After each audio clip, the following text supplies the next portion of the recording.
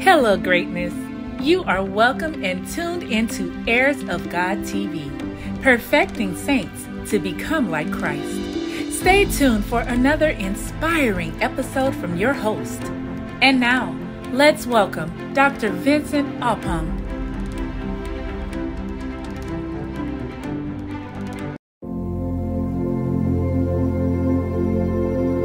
Hello, greatness. How are you doing today? I believe you are doing absolutely amazing.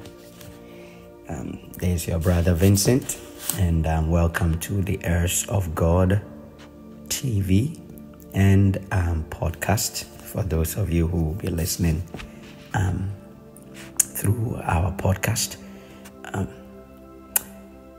This is the last chapter or lesson of the book The Way Beyond, and it's titled God and Mammon. The reason why I decide to take this in chapters or lessons is to make it easy for people to listen, right?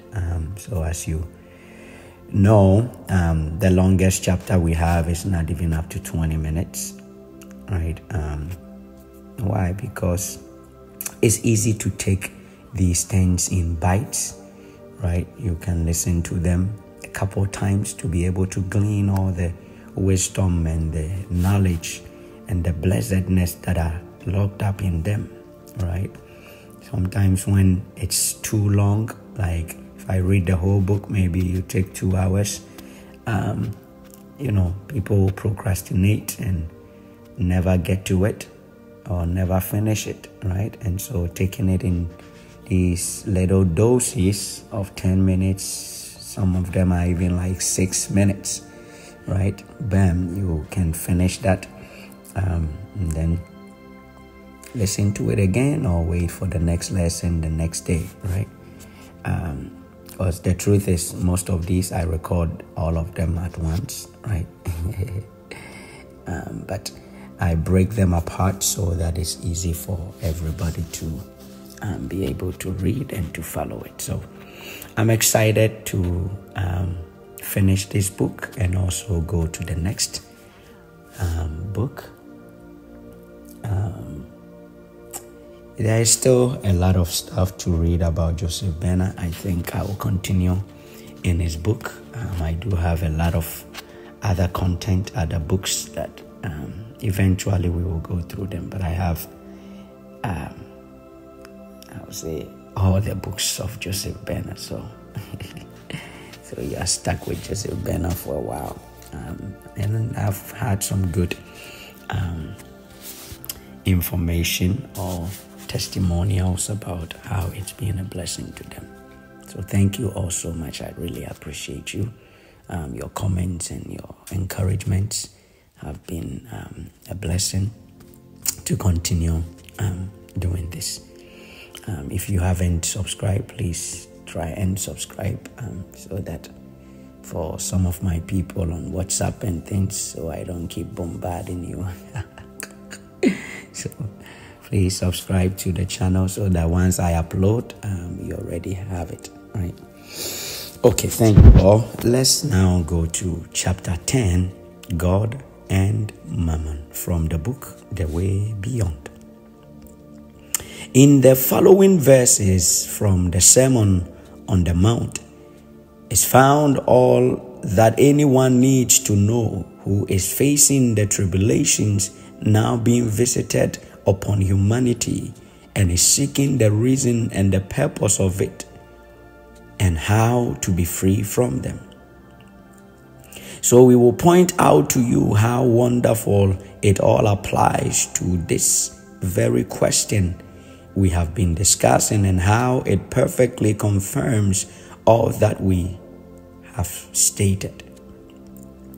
We will start with these significant words. No man can serve 2 masters, for either he will hate the one and love the other, or else he will cling to the one and neglect the other. You cannot serve God and Mammon. Think carefully what this means. How many of you are not trying to serve two masters? Let me take this part one more time. He said, think carefully what this means. For how many of you are not trying to serve two masters? Yes, you are trying to serve God, but who of you at the present time are not fearing money and its power? Who are not bowing down before it, daily acknowledging its power over you, afraid to do anything because of the control it has over most of your thoughts and acts. In fact, is not its influence such that it receives now 10 times, nay, 100 times more of your thoughts and your time than God does? That's a huge question right there. Let's go on. He said, now yet you say you are not serving Mammon. My dear friends, you cannot continue this way. You cannot any longer serve two masters. The time has come when you must decide whom you will serve, God or Mammon. For why think you these tribulations are being visited upon mankind? It is because in the past you have been trying to serve both God and Mammon, and now both have withdrawn their support and are letting you cast for yourself. So you are finally learning that you of yourself can do nothing. And you are now facing the necessity of choosing whom you will serve and to whom you will give all your allegiance. For when you do choose, that is what will be required of you. And this applies particularly to all seekers after truth, but includes also those who may in any way have claimed God's help. For those who are truly serving Him, placing all your trust in Him, are unaffected by present conditions and are continually prospered, while those who have given full allegiance to Mammon are likewise greatly prospered seemingly. But their time of reckoning has not yet come. We are not interested in the latter. However, our thoughts are for you. You who are anxious to serve God and to free yourself from the power of Mammon forever. To you, Jesus' words are specially directed. Hear them, for they are actual promises and contain every definite and unmistakable instructions for you. And these are those words of Jesus. Therefore, I say unto you, be not anxious about your life, what you shall eat or what you shall drink, nor about your body, what you shall wear. For is not the life of more value than food, and the body than raiment? Observe thus the birds of the air, for they sow not, neither do they reap, nor gather into barns, yet your heavenly Father feeds them. Are you not of greater value than they? My goodness. Besides, which of you by being anxious can prolong his life one moment? We cannot. And why are you anxious about raiment? Consider the lilies of the field, how they grow. They toil not, neither do they spin. And yet I tell you that Solomon in all his glory was not arrayed like one of these. Wherefore, if God so clothes the grass of the field, which today is and tomorrow is cast into the oven, shall he not much more clothe you, O ye of little faith?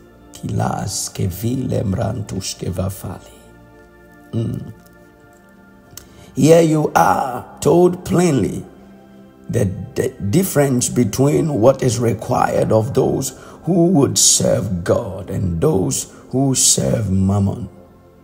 The former are clearly shown that they need not be overly concerned about the affairs of their life, about food, drink, and clothes, for they are promised that God will take care of all these things if they trust Him. Besides, they know that it is His life that is in them, even as in the birds and the lilies, and surely He will feed and clothe and provide for His own life. I will pause and make a comment here real quick. I believe the reason why we are not able to let go is because we forget about the last point he made. He said He will feed and clothe and provide for His own life. So I believe the gap here is not being conscious that the life in us, as Paul said, is not us anymore, but it is the life of Him in us. So God, the Lord Jesus, He will provide for His own life. Let's continue. He said, but does Mammon require such a trust? No. He ever holds over his servants the whip of fear, of loss, of lack and poverty, until they come abject slaves to his slightest wish.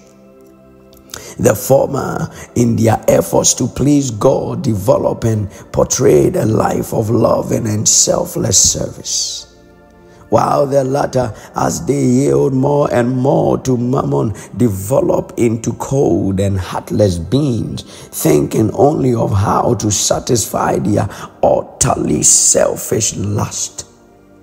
But listen further to Jesus' words. Therefore, be not anxious, saying, what shall we eat, or what shall we drink, or wherewithal shall we be clothed? For all these the Gentiles seek. And your heavenly Father knows you have need of all these things.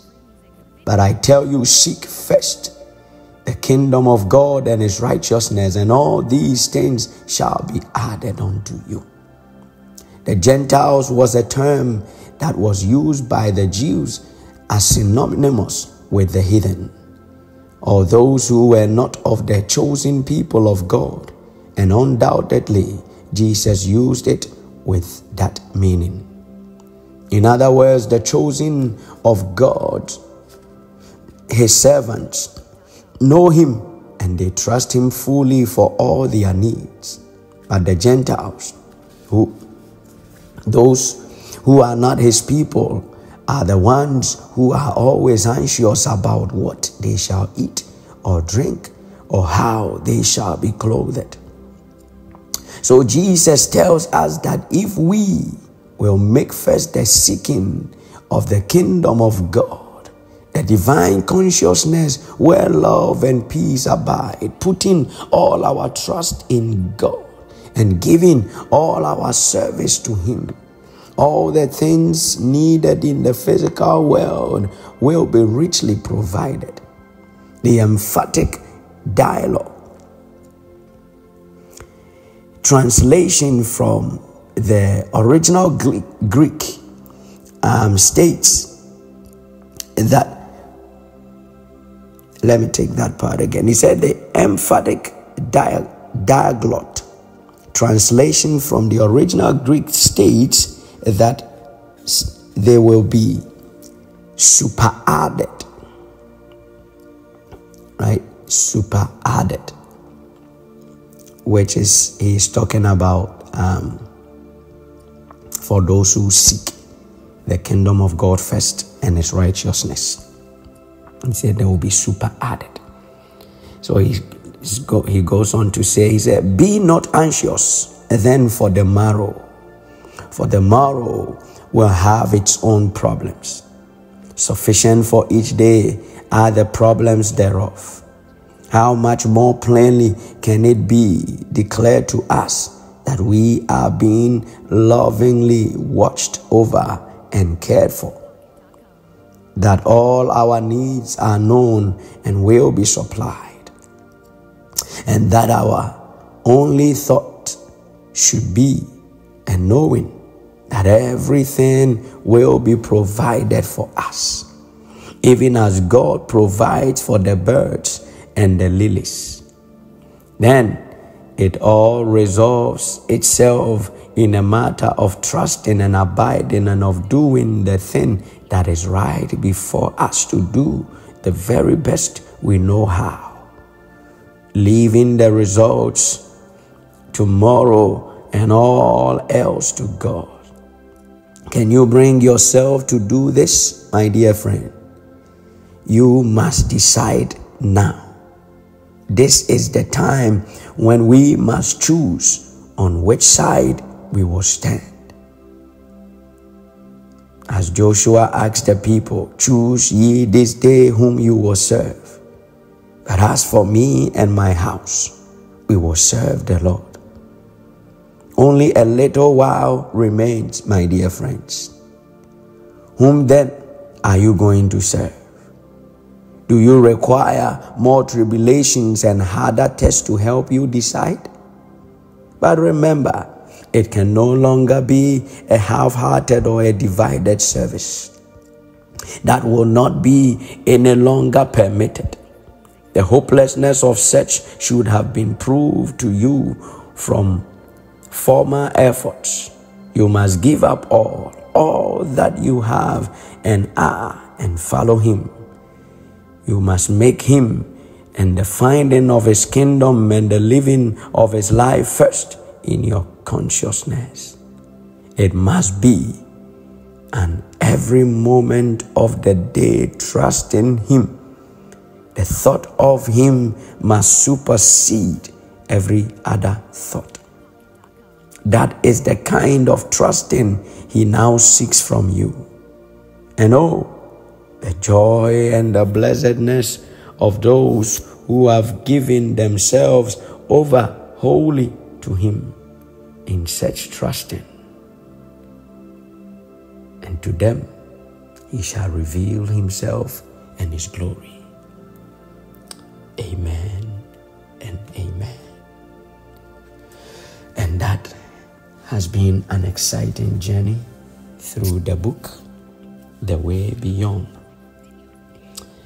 And I believe that you have learned a lot. Again, The Way Beyond was published together with The Way Out, the second book. But later on, it was kind of split apart. So we've gone through God within you. God is all in all. God is the real you. Your God self, a simple law, an absolute letting go. Imagine the God you, the Christ consciousness, the next step, and God and Mammon. And that brings us again to the end of this book. God richly bless you. I bless God for your life and for that which he is doing and has done in your life. I am very honored to be the vessel that is being used to serve you in this excellent way. The next book, the book number 4 that we are going to do or going to read, is called Wealth. Wealth. What is wealth? What is a true blessing? Is it God or is it money? And on that note, I'll see you in the next book, Wealth by Joseph Banner. God richly bless you. Bye-bye.